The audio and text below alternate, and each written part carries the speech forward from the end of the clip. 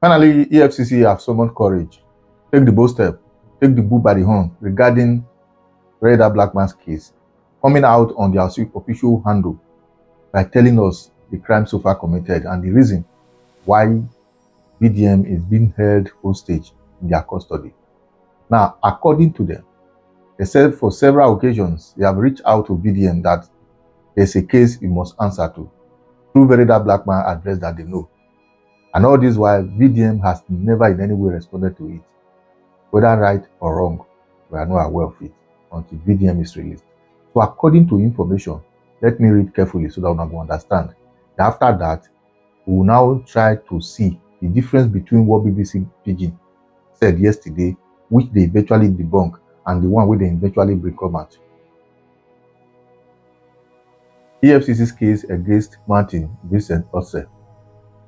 The Economic and Financial Crimes Commission, EFCC, in the exercise of its mandate of tackling economic and financial crimes, invited Martin Vincent Ose owing to a series of petitions bordering on sundry issues of alleged financial crimes raised against him.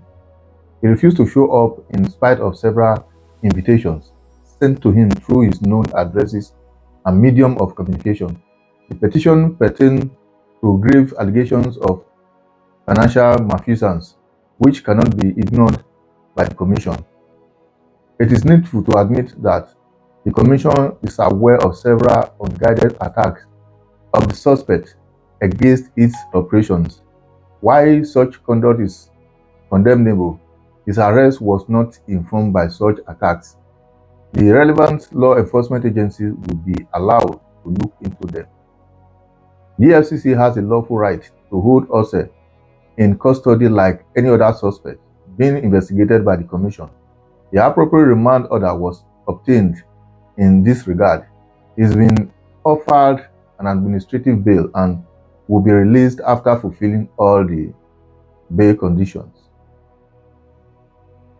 The Commission appreciates the interest of Nigerians and its operations, the passion, enthusiasm, and torrential reactions to all of its activities are welcome. However, insinuation about its motive in carrying out its assignment should no longer continue. The FCC should be allowed to do its job without fear or favor as soon as investigations have concluded. Charges will be filed. Now, if you check very well, several invitations were sent to him. According to them, he did not honor. And series of financial crimes were leveled against him by different persons. And this happens to be what Dele Oyewale said yesterday, which they eventually debunked. Now, why are they bringing it up again? Is it that after searching every allegations, which might be okay for them to keep him in their custody, they now discover that the only option they have is this?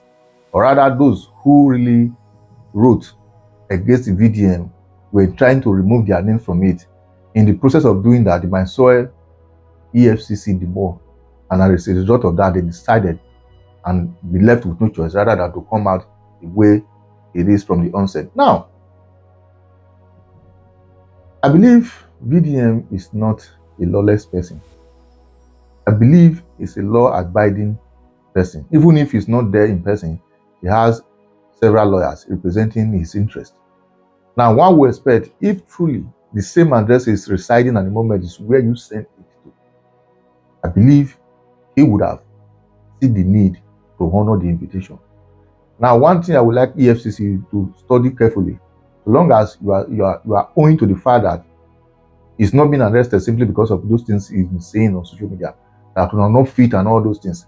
But even if maybe those things do provoke most times, but that is not the case here.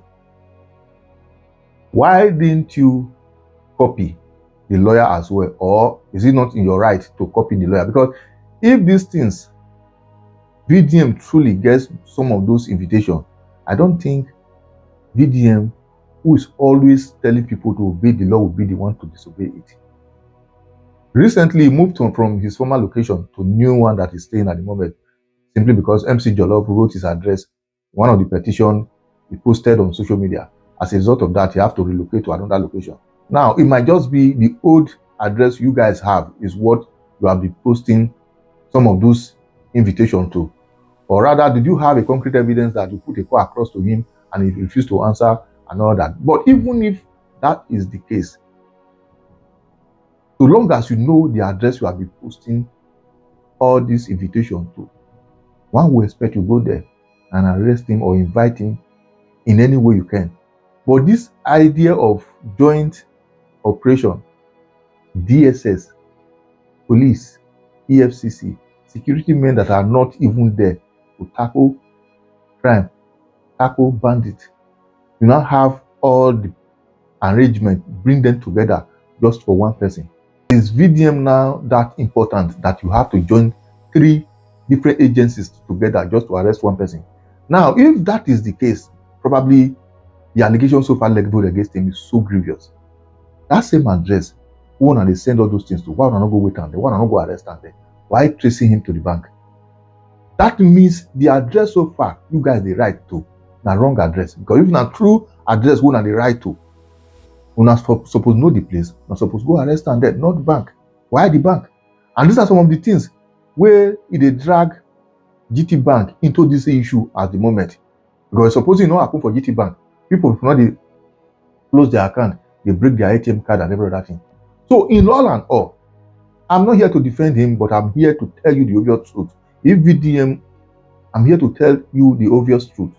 If VDM has received this invitation on this one, I think he would have honored. But check where you send those messages to. Check who you called or pass a message out of invitation to. If truly is VDM, he might just be little bit proud of not going, which the law of the land is against. But if peradventure it wasn't him you guys invited, you are just trying to fabricate a story so that it will look good as if you guys are doing the right thing.